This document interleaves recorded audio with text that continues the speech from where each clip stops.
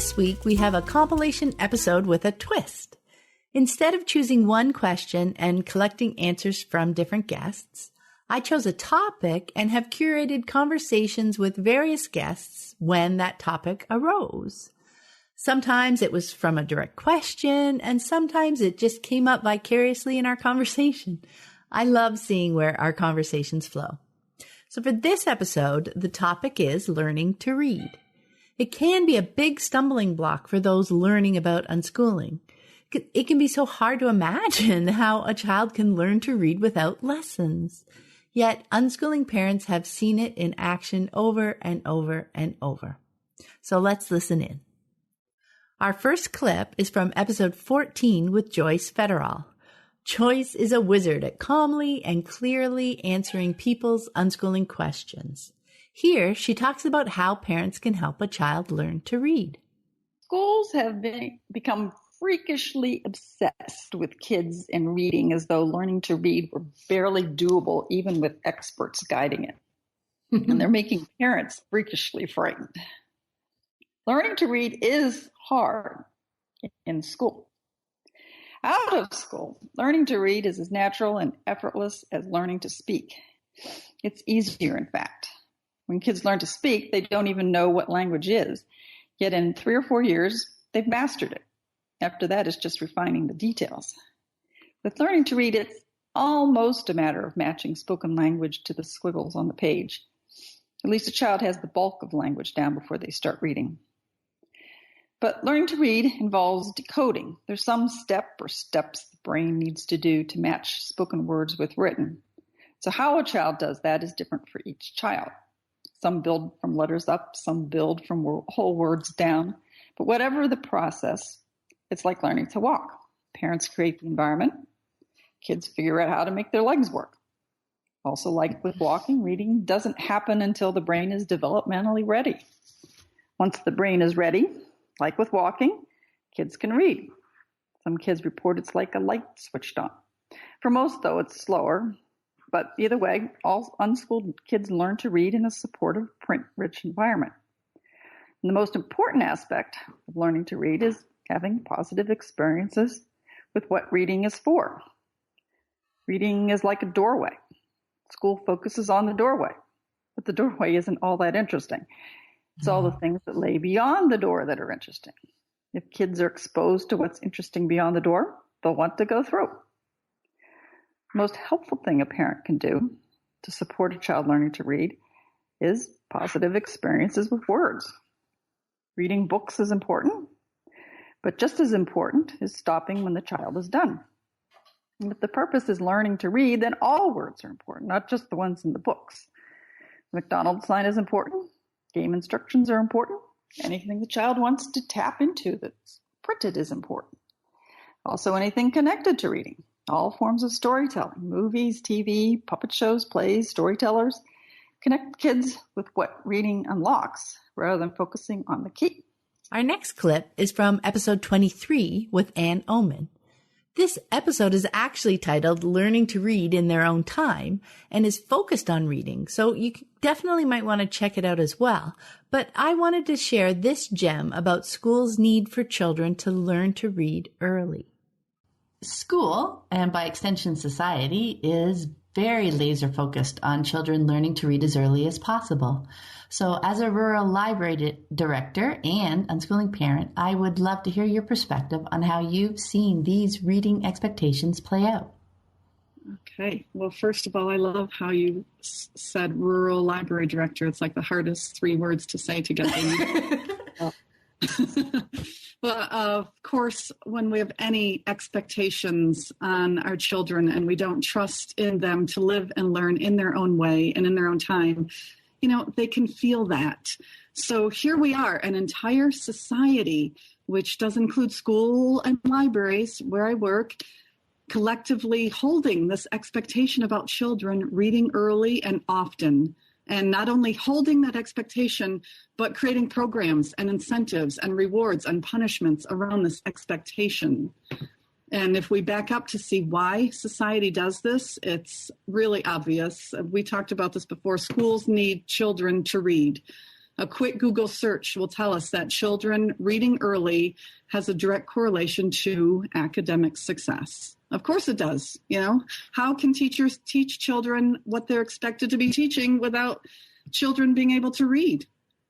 The only method a classroom has of expanding a child's world is by way of reading. And there's lots of ways they do that. Books, handouts, tests, what's written on the chalkboard. Do they use chalkboards now still? I don't know.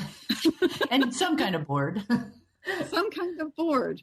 It's all the written word. And so, we see how this equation is necessary. The equation being the expectation of early reading equals academic success. And the cool thing is that we, as unschooling parents, get to remove the academic success part of the equation, because that's never our focus. Our focus is on the child and the whole child. So when you remove academic success, there's not an equation anymore. So the expectation of early reading falls away as well. And now we can allow the child to learn and grow and perceive the world in their own way, in their own time, and offer them the greatest gift we can offer unschooled children, which is trust. Next up is a wonderful clip from Lauren Seaver in episode 36. Let's hear her answer when I asked what her biggest concern behind her family's move from school to unschooling was. What was your biggest concern that drove your choice to move to unschooling?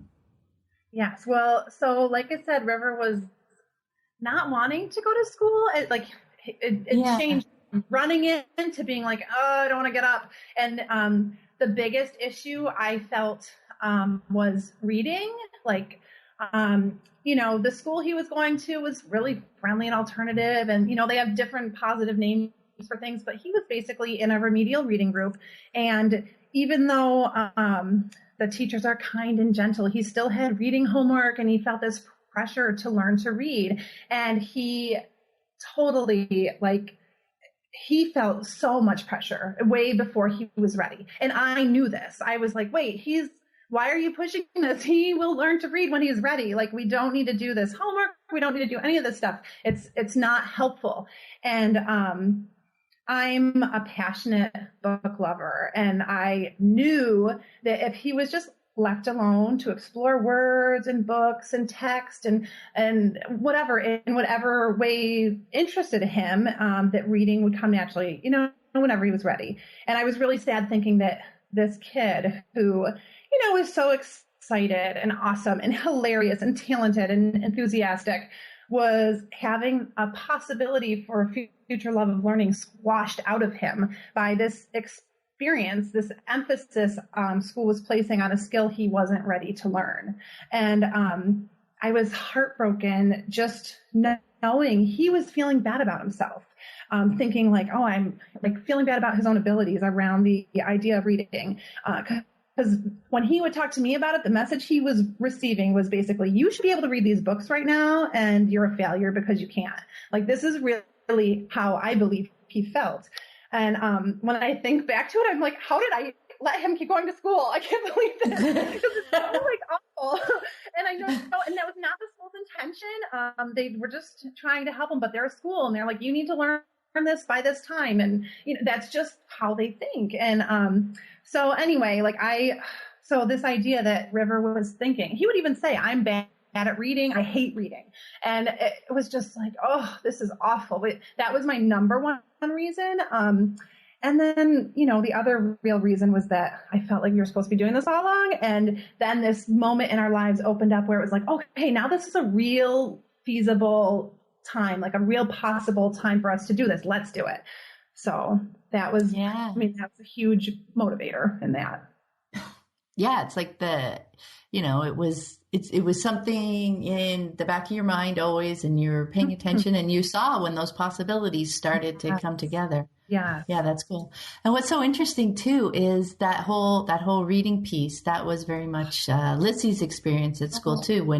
When she came home, it was all, I hate reading. I don't want to read. I can't read, all those messages. And we, just made sure to totally back off. And it took about a year for her to move past all those messages that she had gotten, because she was in second grade when she left too. It's the same as River. Yeah. Yep. It's amazing. It's like if we could just, as a culture, just look at people and just let them be. Like, they're gonna get it. You just gotta leave them alone. And it like adds all this baggage, this unnecessary baggage, and it's so like detrimental. Now let's listen in to Zakiya Ismail as she ties together decolonizing education, unschooling, and reading in episode 75. I love the insight she shares near the end, something she's learned through experience. You have also created a Facebook group called Unschooling as a Tool for Decolonization. And I was hoping you could explain what you mean by that and how unschooling can be that powerful option when we're exploring decolonizing education. Okay, so decolonizing education is a really huge topic of discussion amongst everybody in South Africa. We've had so much of student protests, etc., around that issue. For me, I think we started this discussion earlier because I think for me, how we learn, that we focus on text and reading and writing, that to me is a very colonial thing as well. Or I just later discovered how colonial it is. I mean, I was also really concerned primarily about whether my son could read and whether they liked books and they liked reading. And that's one way of learning and one way of interacting with the world, or in a way of interacting with other people's imaginations. But it's just one way, and that's something that that comes from our colonial education, is that there's so many other ways of knowing, so many ways of being, and then there's so many stories. So we've prioritized, one small subset of knowledge, which really speaks to very capitalist kind of power.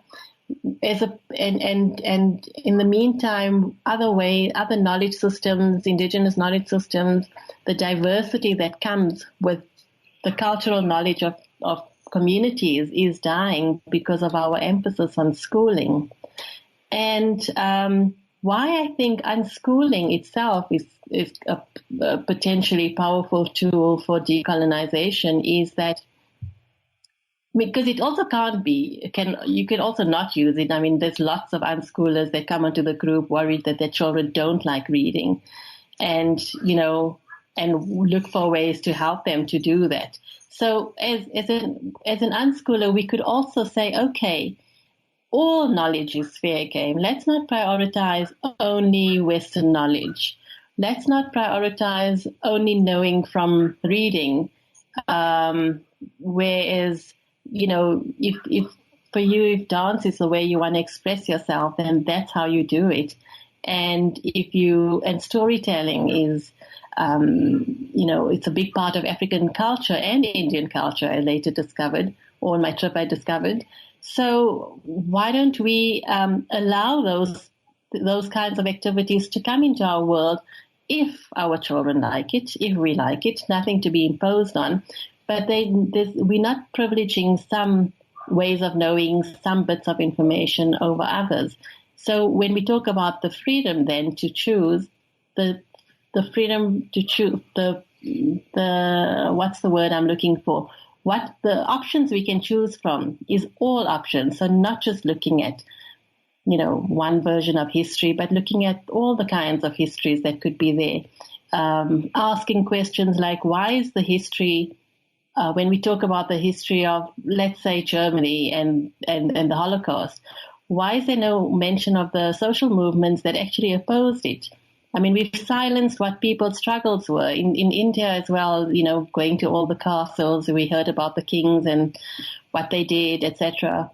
But there's no history of how did the people relate to it. And so we can say, well, to us as unschoolers, history is about all the social movements and how people related to events around them.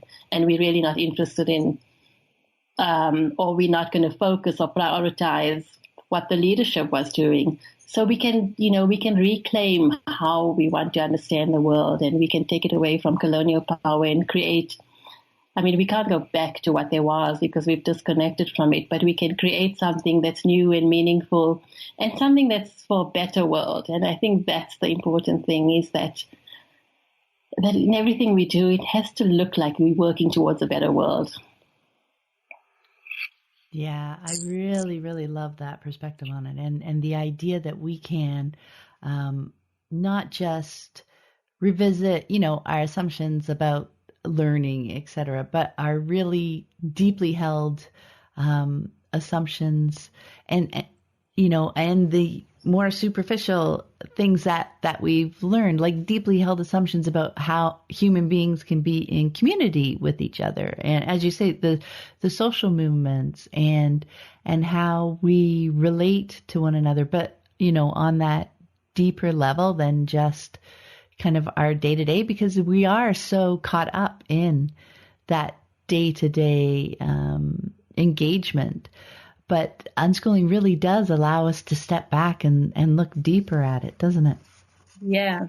I mean, that's the blank slate. Say, okay, what is it? What do you want to do? What do you want to know? What kind of a world do you want to live? Yeah, we can explore all that. It's a deeper blank slate. And I loved when you mentioned the lens of reading and writing as being, the one way to, or the best way, quote, to learn things and to communicate between people. Because, we talk about how, kids are going to learn that because it's so prevalent in our society. But I super appreciated, certainly with Michael, my youngest, because when he left school, he wasn't reading at all. And in junior kindergarten, they hadn't really started that a lot. And I got to see for the next 8 years or whatever, I don't know, was he 10, 11-ish when he was reading fluently? I mean, that's another thing. They define reading as it looks in the real world, right? As in, to them, reading is, picking up a Harry Potter book and reading it through. It's not, I'm reading because I'm doing early readers. There isn't that world. But to see his mind at work and how that not yet having that fluent reading skill did not get in his way at all. I got to see so many different ways of learning things and sharing things and communicating things. It wasn't a hindrance in his life at all. And it was a really interesting thing for me to see. Yeah, that is interesting. It's it's actually amazing how much they can do without being able to read or read fluently, how they figure things out, use other patterns of knowing. I mean, I saw this with my daughter as well. She was about 5 when she said, I don't think I'm going to learn how to read. I don't want to. And I just said, there's 4 other readers here, so you're welcome to ask us if you need us. And, if my elders had said that, I would have said, oh, this unschooling doesn't work. But with her, I knew that there's no way she can avoid the reading. It's going to come to her whether she wants it or not. And it did. She doesn't like reading for fun. She said to me, I'd read, if I tried reading to her after the second paragraph, she'd say, Mom, I'd really prefer my own imagination. So what is that to say? No, this guy's imagination is better because the publisher, published it. So I left it, and it was really a good thing to leave, because now she just writes very deeply, very imaginatively. So a lot of her expression comes from writing rather than reading. And she says she'd wish she could do art, but she says, I've accepted I'm not good at it, so I'm going to move on. And no judgment. She's just accepted. This is who I am, defined it. And I was grateful that I had managed to let go of my beliefs and not worry about that she has to read and has to enjoy it. And that's the only way to explore the world, etc. In this clip from episode 77, Jo Watt shares her thoughts about how we don't need to rush learning to read. You wrote a post a few months ago that was all about how we don't need to rush reading. I was hoping you could share a bit about your journey through that conventional push for kids to read earlier and earlier. Yeah, I think that was me. I mean, intellectually, I was a teacher and I knew that it wasn't good to get 3 and 4 year olds sitting in the classroom and getting them to copy down things. But when it's your own children, I really felt that it was important that they got it early, everything, not just reading. I think achievement for me was always something really important, and it was something that you got a prize for or a certificate, and that was success, is that you got this thing and you had it and you were told well done for it. And actually, I think if the girls had have been more compliant, we may well have carried on just being really structured and pushy. Luckily, they did not, and they wanted to do things their own way. So I was like we were saying before, I was the one who had to change. And the reading was part of that. Like they're into a lot of reading related things. And we used to read books every day. We don't always now. We do it whenever they need to, but there are other reading activities around.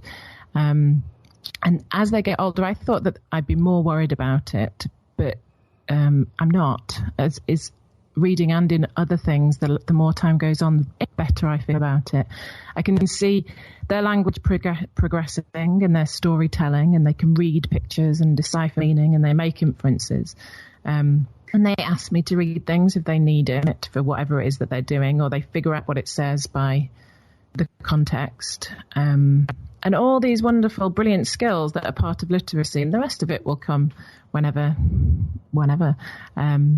And it helps as well when I don't compare to other kids, which I used to do a lot. We were around the toddler groups, and I used to say, oh, they can do this and they can do this, but we can't do that, but we can do this other thing. And now that they're not part of the system, it's easier not to do that, and that makes me feel better about it all.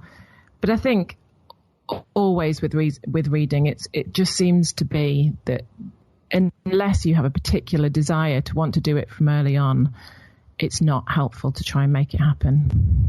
It doesn't help anybody, and it can be destructive in a lot of ways.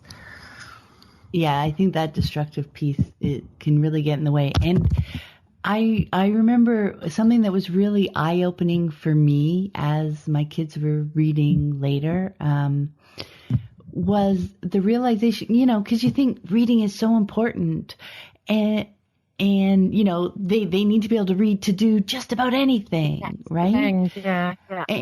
And yet what I started to see when I was paying attention was that that lack of reading was not actually impacting them. I mean, I would read and help out as needed, but it was so much less needed than I thought it would be. Yeah. I didn't have to trail along behind them 24 hours a day reading everything that they came all into. The words. Yeah. There's so many other ways to interact with the world. That was such an eye-opening piece for me, that there were all these other skills that they were developing that helped them get along in the world. And it was because, in the classroom, in the school, reading is a super important skill, something that they need all the time, right? Yeah. For reading textbooks, worksheets, writing down, they're doing their worksheets, writing tests and everything. But outside of that environment, it was not as important a skill, and they had the room to develop so many other different skills too, don't they? Mm-hmm, definitely, yeah. I think it does become necessary in schools because everything is based on what you've done previously, and it goes up in that kind of structured, layered way. And if you haven't grasped the reading bit, then you can't go on to the next bit. But so many kids I would get in secondary, I was a high school teacher, would come and they would be able to read the words, but they wouldn't be able to read for meaning at all. And that surely is the thing that we're aiming for. There's no point being able to read words if you can't then figure out, what it means, or try and gather something interesting from it, or even useful or necessary. But because they've been through this path and it was difficult for them, that they had to concentrate so hard on knowing that these letters make up this word, that their brains didn't have the opportunity to do anything with that other than spell out and sound out the word. And this was when they were 11 and 12. And at that point in the school system, it was really hard for them to continue to keep up. Without a lot of additional support, which we, obviously tried to give, but it tends to make people get further and further behind this arbitrary place that people ought to be at. That's such a great point, because that lack of reading does impact them in every single subject, right? Because that is the communication tool for every subject. Whereas, outside of the classroom, geography can be playing with the globe and the atlas and conversations and watching videos, and the reading doesn't have to affect so all many of the subjects. other learning that you do. Yeah. That's so interesting. This next clip is from episode 105. I love how Nick Hess describes learning to read naturally as truly magical. I think that's the whole magical thing of unschooling is watching a child learn how to read naturally and from being inspired by something they love. And with my older, Toontown was a big thing a couple of years ago. And they had subscriptions, but you had to chat with other people in the group. And so they asked, hey, we want to read. So it's truly magical seeing them, the desire to learn. Like most people your kid is 10 and doesn't know how to read yet. But it seems about that is the age when all my children really had a desire. Like we never forced them. We just let it flow. And to see that flow of reading and you see it naturally and from a passion, from their desires to learn how to read. And my daughter seems like she could write better than I can, and she had never kind of any kind of formal curriculum on writing. And I see them write and I see them talk, like especially my oldest, and communicate with other people. And it's like, wow, can you teach me? Yeah, I know. I know. Yeah, you never think they're so focused, within the curriculum in the schools to teach the skill, right? Because this is a skill that you'll need. But when you have the patience to follow that flow, the need for those skills comes up in life naturally, doesn't it? And to see them hit that, and so, that's picking up that skill. It's not about the skill. It's about the need, satisfying the need, right? And they'll pick up that skill along the way. Oh, definitely. And it's just, when you let it flow naturally, and just like all the things like math and all the little things, like I understand there's some children that pick up reading early. There's some children that want to read earlier, but when you see it and you let it flow, everything in life, for thousands of years, humans learn naturally. And when you let it happen and you don't get there and you don't force it and you're just there helping them. And I think that's the important part, is you have to be there. I mean, me and my wife are constantly with our children. You have to be there to help them and guide them, answer their questions, or help them spell something. And when you're there and you're just part of your children's lives and you just see it all, you come together, and it's truly a magical lifestyle that we live. It's just, it's amazing. It's really Yeah, and that's such a good point, too, because, if they're, like you say, when you're with them, if they're not at a place where, say, reading is going to come together for them, we're there to help them, to read for them, so that you don't hold a skill hostage on them. You know what I mean? If you want that, you got to figure out how to read. Actually, we had a problem like that. That's a perfect example. Yeah. We had a family member that came over, and he has a college degree, and he's into engineering. He bought my son all these different little engineering things. And he told him, this was a couple of years ago, he thought, I'm not going to teach you because you can't read. And we were like flabbergasted. It's like, you missed a moment with this child that you could share all your knowledge with, but you told him that because he can't read, you're not going to help him. And it was just amazing how people think this way. It's like, he could have probably learned way more by you sitting there explaining him the things later in life, applying it to something that he was excited about in his life, than not choosing to connect with him. It was just amazing. It was just crazy to us to think that somebody would say that. Next, we have a great clip from Sylvia Woodman in episode 109, sharing her story around coming to deeply understand that not every kid is going to do everything at the same age. And another thing that really has helped me in terms of deschooling is being flexible, understanding that not not every kid is going to do everything at the same age. Not every kid is going to do everything in the same order.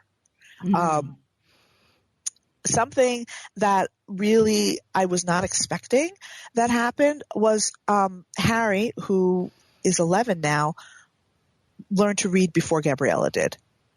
Gabriella really didn't start reading fluently and, until she was around 12. And Harry was really reading at like 8 or 9. And it happened gradually, and there was a long period of time where they could read some, and they could work their way through things. They could pass kind of thing, you know what I mean? But in terms of really being able to pick up anything, a newspaper, any book on any topic, whether they were familiar with it or not, and just open it up and read, that took much longer than I thought, because when you're learning in a school setting, they tailor what they offer you to read to match up with approximately where your skills and abilities are. And when you don't have that framework, obviously some things are going to be easier for kids to read and other things are going to be more difficult. And what I also didn't understand is that what they were able to read was not connected to what they were able to understand. They could understand, they had very big vocabularies, they could understand very sophisticated context, they could understand very sophisticated content, but they weren't necessarily going to go to a reference book to learn more. They had other resources available to them. They had podcasts, they had YouTube, they had voice to text if they wanted to communicate with people. They had lots of other ways of getting to the same place. Yeah, that's one of my most favorite little tidbits, right? That revelation, because my youngest too was older when he started reading, and it did not get in his way at all. Everybody's well, how are they going to learn if they can't read? How are they going to learn if they can't read? That is just one of many ways to absorb and engage with information, right? Right. I mean, it's the key way at school, but outside of school, there's so many other ways. It not reading, fluently, reference books, that does not get in their way of living and learning at all, does it? Right. No, there's so many, and there got to be a point where they were learning things and I didn't know where they were finding out about it. Like Harry made some comment about the hyperinflation that took place in Germany, between World War I and World War II. And I'm like, wait, what? How do you know about that? In this clip from episode 116, Summer Jean, a grown unschooler, shares how she answers when she's asked, "How did you learn how to read?"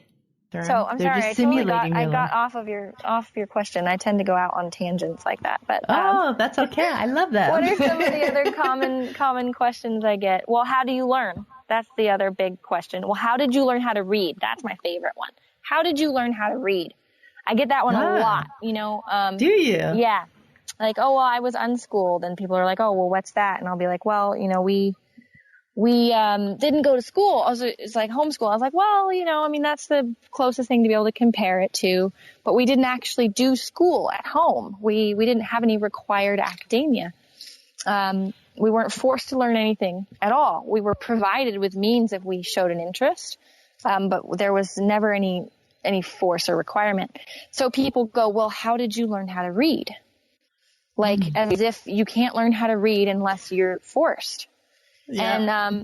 And so I like that question because being from a family of 4, we each read in different ways at different ages. So it's not like there's one way to learn. It's not like there's one way to learn how to do this thing. It's not like, oh, in order to learn how to read, you have to do it like this. It's not like that. It's kind of like when you learn how to talk. If we were to teach, I think I read this recently too. Someone had a really great quote, and it was, if you taught kids how to speak the way we teach them how to do math or how to write, you would sit them down and you would teach them certain words, only certain words, and in a certain order for a certain amount of time. And that's ridiculous because every child learns how to speak a little differently. You know, they learn different words first. And they learn at different speeds, and they learn, at different ages. Some kids will just start talking one day. Some kids will do a word here, a word there, and they'll build up to it. Or some of them are like my little brother, who really shockingly at like, what was he? 8. He was really little. He was only like a year old. Could say anything that you asked him to say. You just point to something and he would say it one day only for one day. And then he stopped and wouldn't speak again for months. And then he just started talking. Wow. So, you know, everybody's different. So how did you learn how to read? And it's like, I just think that's hilarious, because they think that if you don't require a child to learn how to read, they won't learn how to read. Like, are you serious? Like, what 18-year-old is going to want to walk around not knowing how to read a restaurant menu? Do you think they're going to lean over and ask their mom to read everything for them at 18 years old? Who's going to do that? You know, or what kid isn't going to want to go get their driver's license? And you have to know how to read to get your driver's license. So I'm assuming that's going to happen sometime before that age. But there's so many things. And for me, I can start with my oldest brother. My oldest brother had all the pressure from the family members. So he was a little bit timid with things like that, because people were constantly asking him and trying to get him to read things all the time, which I think the huge mistakes people make is people are like, what does that say? And how do you say that? And what is that letter and stuff? And it's like, that doesn't really help. That's not helpful. That makes them self-conscious, and it puts them on the spot. Yeah. And you're treating them like a performing monkey. And I think that's what happened with my brother.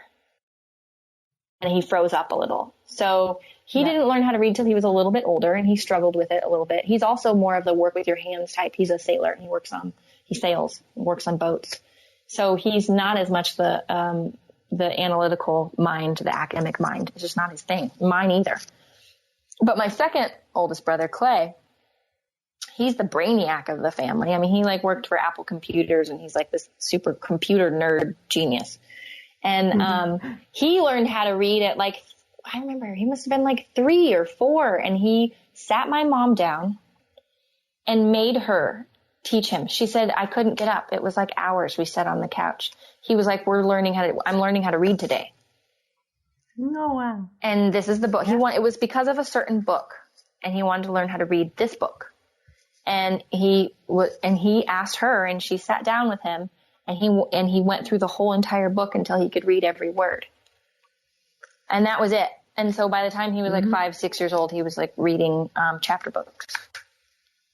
And then I was just far too busy with other interesting things. I was interested in other things. I wanted to be in nature. I was really into building fairy houses and sewing doll clothes. And, you know, I was really in my own imagination. I still do have a very rich, vivid imagination. And that's where I spent a lot of my childhood.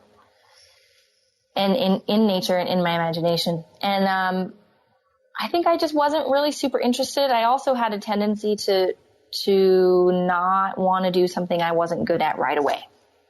If I can't get it right the first time, forget about it. Yeah. So I did that with reading. I think I learned, sounds of letters when I was pretty young. And then I tried to read something, and I was like, this is silly, and I'm going outside. I got frustrated. And then I think it wasn't until I was 11, I read Jonathan Livingston Seagull for some reason. I don't know why. I was bored probably. But we spent a lot of time in libraries as a kid. My mom was super into books. There was always books around. She always read to us out loud. And we spent a lot of time in libraries. But I wasn't actually really interested in reading until I was 11. And then Harry Potter came out. And me being the super fantasy lover, and I didn't realize that reading was like this window into this whole world of imagination that was beyond magical. So I had a pen pal for a while, and she was like, have you read Harry Potter? And so that's what got me started. And I could read. It wasn't that I couldn't read. I could, but I didn't read enough to be proficient. I wasn't interested in it enough to be just read. But my little brother started reading Harry Potter, and that was it. I was like, he's not going to be reading these big books before me. I'm older. And then I devoured them. I read all the Harry Potter books, and then I read every fantasy novel I could get my hands on. And I read 6 hours a day. I read incessantly. I had a book in my hand all the time. My mom had to tell me to, like, honey, put the book down and go outside. You're getting weird. Like, I read too much. Yeah. I mean, not that there is such a thing, but my mom was like, honey, you need to move your body. Like, you're not going to be able to sleep. You're getting like, so she had to help me a little bit with that,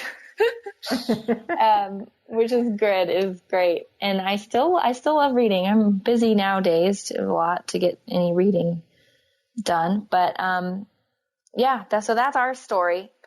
Our next clip is from episode 118, where Nicole Verde and I talk about how different learning to read looks outside of school. So how about unschooling and reading? Because outside of school, learning to read can look really different, can't it? It definitely does. And I think a lot of that is because, in school, reading education is such a step-by-step linear process. You feed children small bites of information, and you expect them to incorporate that into their own reading ability. But if you're stepping back from sort of expecting it to look the same for each child, it can be so wildly varied how they come to the understanding of reading for themselves. And so my first child, Camille, when she was 3.5, she pretty much started reading. Like, I read to her all the time. I was available to, for her whenever she wanted to, what's that word say? And why does it say that? And what do these letter sounds make? But I never had the intention that I was teaching her to read. Like, it was just part of our being together.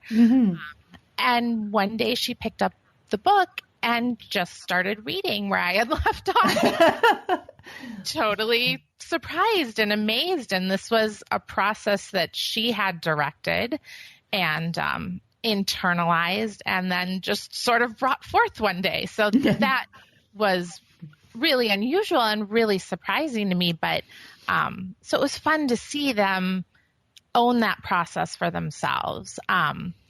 But it did not go that way for all of my children. And so Sylvia, who's now 11, was not interested in reading for many years. Not only, not learning at 3.5, but 7, 8, still not really being that interested.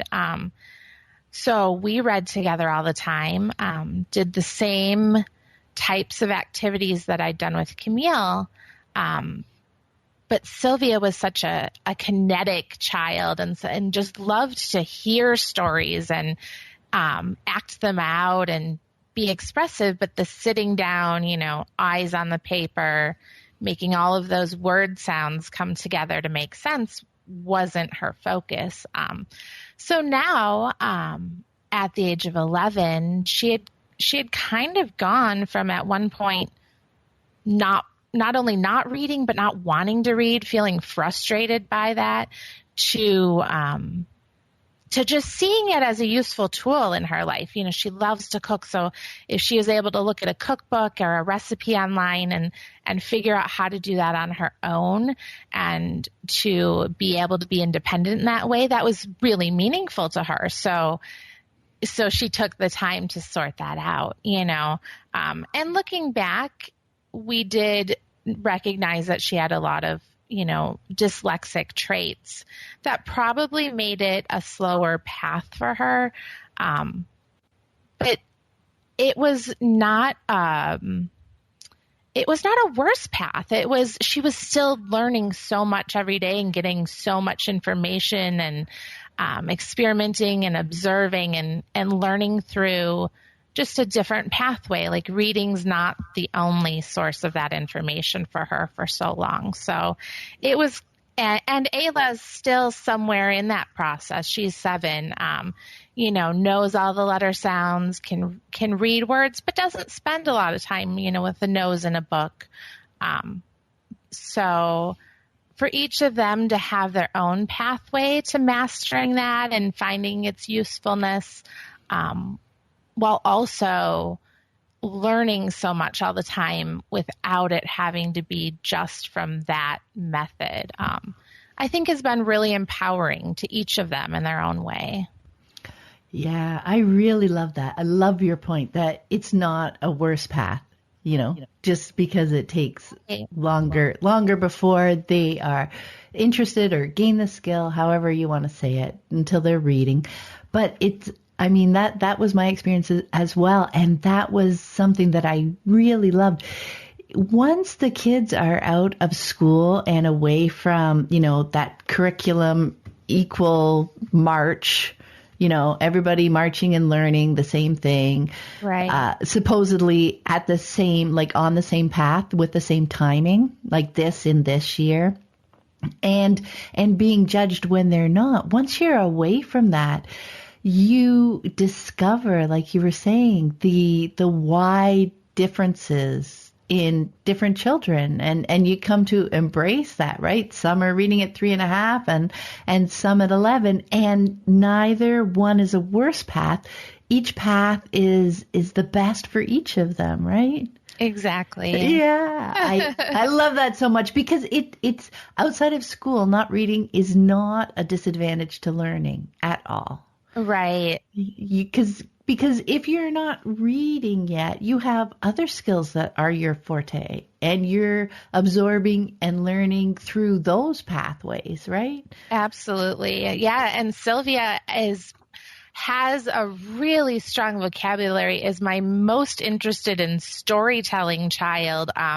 And so pretty much devoured audiobooks in the way that a lot of other children would have been reading books. But the thing is it freed her up to be able to move around while she was listening to them, and to think about, even now she talks about how an author structured a sentence or was able to describe an action in a way that was unexpected. And she loves those moments in storytelling, and didn't need to, just be sitting eyes on paper in order to get that. So that reminded me, because Lissy too, before she was reading, went through a huge time when she was listening to audiobooks. She was listening to the Harry Potter audiobooks over and over, like as much of the series that was there. And she was, at the same time, she was making those pillows. Right. Doing a lot of sewing. She had little vignettes or scenes from the books set up around her room. Like, she was doing a million other things at the same time that she was constantly listening to them. So, for her, that was a vital and fun and fascinating part of her journey, right? Absolutely. It's so fun to just watch them and see how things develop, isn't it? It really is. And our final clip comes from my conversation with Alex Peace in episode 162. Here's how reading came up when I asked about stretching her comfort zones. And was there a time when one of your kids' interests really stretched your comfort zone? And I was wondering how you moved through that. Well, I don't know. This is what came up for me. It's not exactly an interest, but a couple of my kids read very late.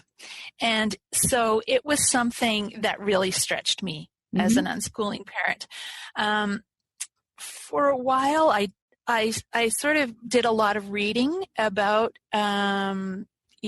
reading difficulties, particularly online, hearing other parents' anecdotes. And then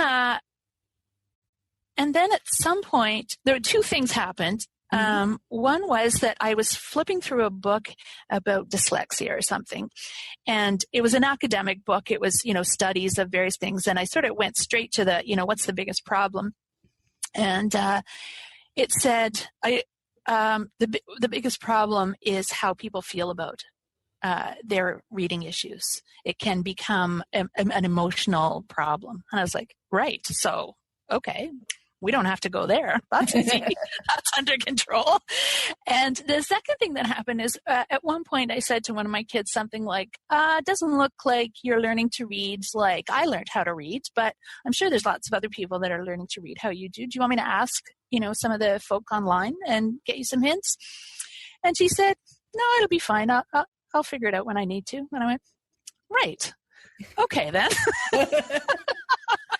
So I then pretty purposefully did not look any further into reading difficulties. I worked really hard at creating an atmosphere of, well, this is the way it is, and you need me to read to you, so that's the way it is. We're going to read to you. We're going to read for you. And maintaining that this is just your way. Normal. Yeah.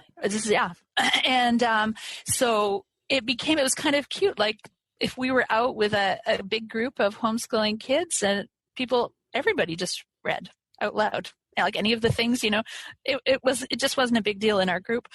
But I did have to kind of really, there was some issue with some family members. Mm-hmm. And so I just really set up some boundaries, like, okay. And what I felt like was I kept the world at bay until they learned to read on their own. And so that was, I think, that was one of the things that I felt good about. Buffer, you kept that.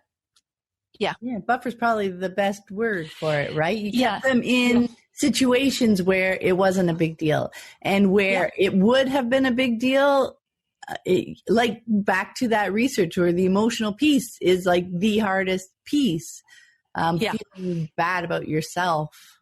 Yeah. So that's what you took that and focused on that and just didn't go into those situations, right? Yeah. Brilliant. Yeah. Yes. Yes, and the byproduct of it was that I got to read to my kids for years, which is fabulous. So we read a lot of books out loud. So that was fun. That's awesome. And that's a wrap. No matter where your kids are on their road to reading, I hope you found this collection of clips around unschooling and learning to read interesting. And I wish you and your family all the best on the journey.